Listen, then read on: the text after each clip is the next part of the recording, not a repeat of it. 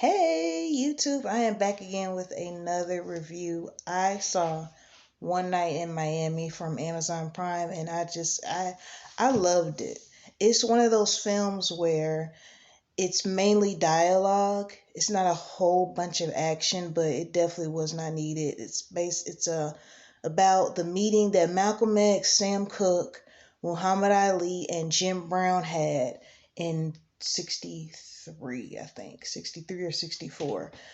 They were in town because Muhammad Ali was having a fight there, and they all met up there in a hotel to just talk and everything.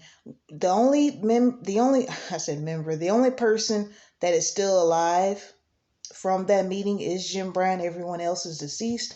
Of course, Malcolm X died, I believe, a year or two later. Sam Cooke died a year later, I believe.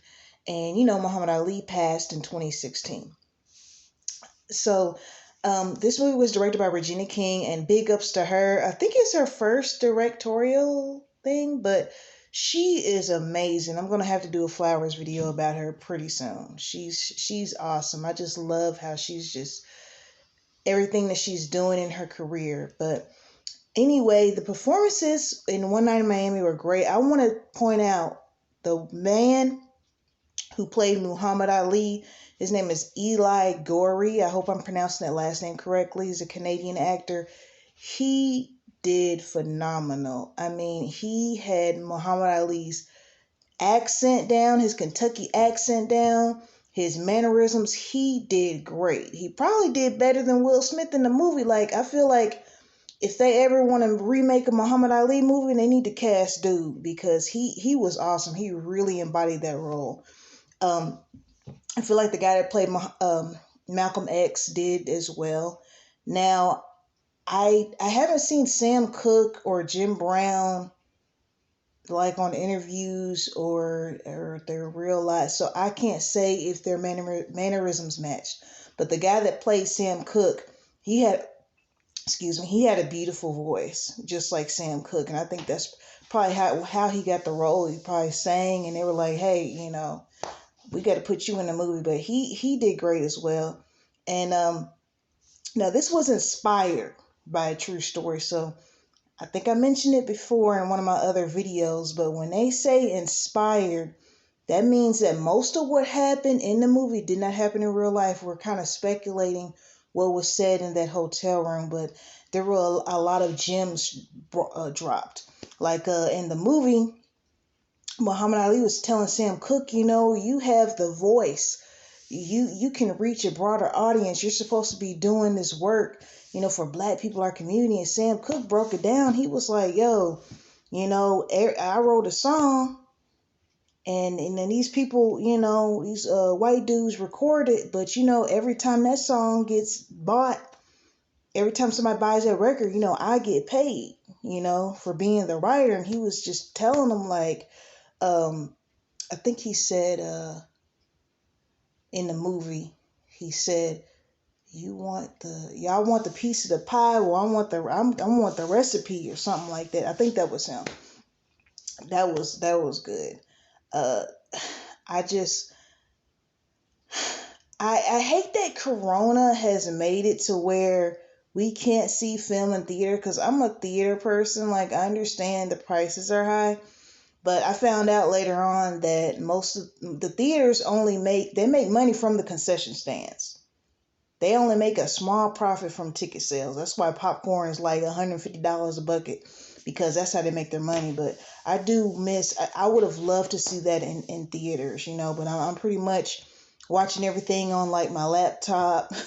I don't have a smart TV right now, so I'm watching everything on my laptop and everything. But yeah, if that's what Regina King has to offer as far as being a director, I definitely want to see her in some more stuff. Like, seriously. I liked how they included that Malcolm X was pretty much being followed. Um, it's speculated that he was actually set up by the FBI, I think, because he was assassinated supposedly by a member of the Nation of Islam. But it said that, he was set up. You pay people enough money, they'll turn on you. That's just how it is sometimes.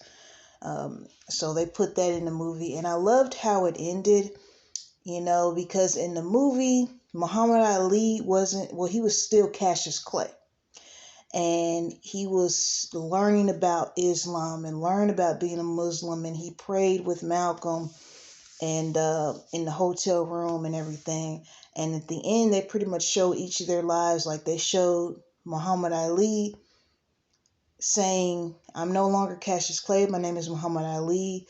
They showed Jim Brown saying that he was quitting football to be an actor. I'm going to have to look up some stuff that he acted in. I'm curious now. I'm not a sports fanatic, so, I don't really know if they're not super popular, I don't really know them. And then they showed where Malcolm X, excuse me, my light went off. Lord.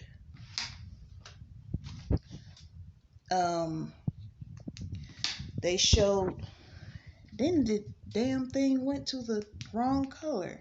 Okay.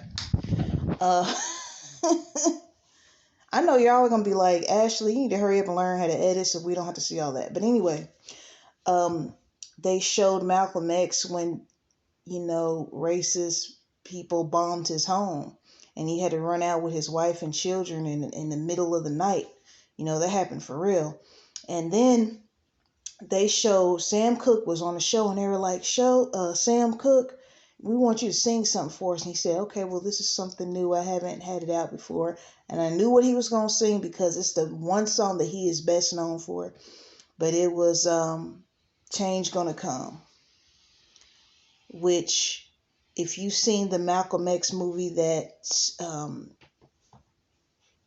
Spike Lee did, he had that song playing when Malcolm X was about to go to the auditorium where he was assassinated. And that song is so deep. It's one of those songs where it will never get old. As long as there is injustice in the world, a change is going to come.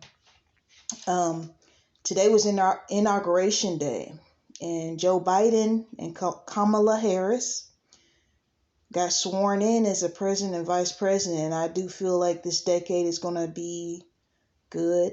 Change is going to come. There's a lot of diversity starting to happen. And I think there's people who have had their privilege and they feel like they're losing it. And that's why you see all this stuff happening, people storming the Capitol and all this crap. I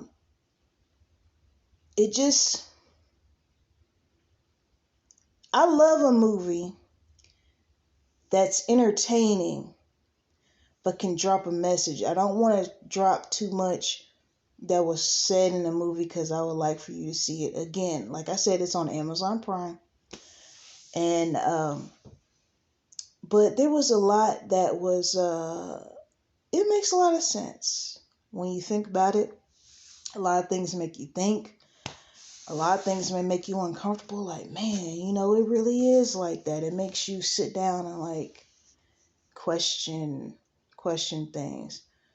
But that's what I feel like entertainment does. I don't mind a movie that's just pure entertainment, but when you can drop some knowledge along with making me laugh or keeping my attention, that's cool too. Because there was a part where I believe it was Malcolm and Sam Cooke were arguing, right? And Muhammad Ali was known for liking ice cream in real life. So they had some ice cream down there, and Jim Brown was like, man, come on, man, have some ice cream or something. Like he was trying to calm him down. I thought that part was funny. I should have saved the minute thing on that so I could watch, because that was funny to me. He's like, man, come on and eat some ice cream or something. And but again, amazing job. And Eli Gorey, when I looked him up online, I saw that he was in a show called Ballers. He's in a few other things. I'm gonna have to look into that as well, because I was so impressed by his role of Muhammad Ali. Like, he's definitely gonna be going places. I felt like I was looking at a young Muhammad Ali in the movie. He did great. All of them did great. I like Aldous Hodge. Speaking of Aldous Hodge, I know this is off topic because this is supposed to be about One Night in Miami. But they need to go ahead and bring some new episodes of Underground. Oprah needs to quit tripping, like seriously. But anyway, I'm going to call it a night. And y'all have a good one. Drop down in the comments if you feel like it and let me know if you've seen One Night in Miami. Tell me what your thoughts on it, all right? Peace out.